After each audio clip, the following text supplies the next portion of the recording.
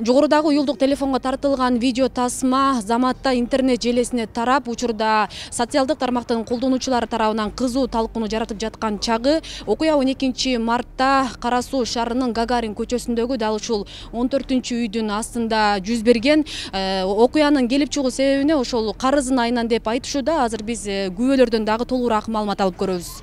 Просто конфликт ушул жерде болуп кетти. Негизи булардын тиешеси жок конфликтчи. Туган адамдар, тугандар өз ара ошондой тополоң болуп, ушул жерде болуп кетти, атышмалар да ушул жерде болуп кетти. Ошол эле. Анан туура эмес информация таркап атат, что булардын карзы бар, карзын доолап келип, баласын атып кетти деген бул такыр туура эмес. Ок жеген жаранды тааныйсызбы? Ок жеген жаранды тааныбайм мен. Аткан жаранды да тааныбайм. Окуяга күбө болгон бул көчөнүн жашоочулары ызы-чуун угар замат жаңжалды токтотууга аракет жасашкан. Эки жарандын ортосундагы тополоңдун себебин билбей тургандыгы жана аларды тааныбайбыз деген пикирин карманышууда. Ал эми туугандары делген үй ээлери маалымат берүүдөн баш тартышты. Жаш балдар бар, адамдар коркtu, паника болду кичине билбегендер.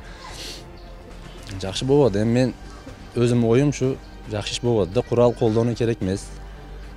Кичине ызы-чуу болгондо сразу курал чыгарып атуу уже болбойт да. Болду ушу бүтүп кетип аткан жеринде каярдан келди билбейм.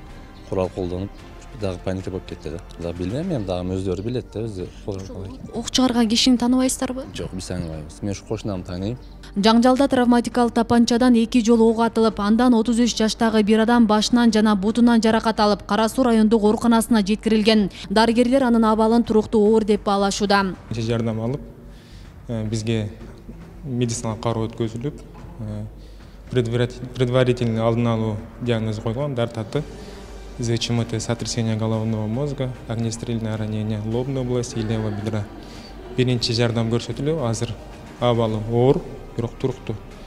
Артынча дагы керектүү медициналык изилдөөлөр жүрүп жатат. Учурда бул факты боюнча 36 жаштагы шектүү Кара Суу райондук ички иштер бөлүмүнүн убактылуу кармоочу жайына киргизилген. Ага адам өлтүрүүгө аракет кылуу беренеси менен кылмыш иши козголуп, тергөө уланууда. Окуя болгон жерде кызыл канга окшогон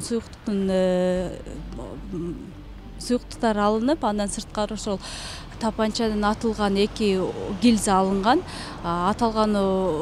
Аталган окуя кылмыштардын бирдиктүү реестрине каталып, Кыргыз Республикасынын кылмыш жаза кодексинин 122-берененин 2 бөлүмүнүн 5 пункту менен кылмыш иши козголуп, тергөө амалдары башталган. Шектүү 2019-жылы травматикалык тапанчаны өзүнүн үйүндө гана сактоо укугу менен алгандыгы аныкталган. Аны өзү менен алып жүрүүгө жана коомдук жайга алып чыгууга тыюу салынган.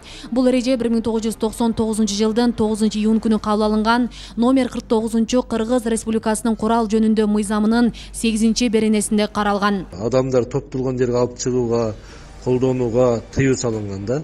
Кечээ күндө бул ошол жанын алып жүрүп, ошол жарандардын ден соолугуна зыян келтирип, көпчүлүк турган жерде биринчиден сактоо эрежесин бузуп атат, экинчиден жарандын өмүрүнө кол салып, покушение на убийство деп адам өлтүрүүгө аракет кылган деген берене менен иш козголуп атат. Эгерде адамдын денесине жарат келтирилген болсо, бул жарандын ошо куралды сактоо эрежесин бузгандыгы үчүн дагы бузуулар кодекси менен айып пул салынмак. Асел Сыдыкова, Илимбек Турсунбай уулу, Регион телеканалы, Ош облусу.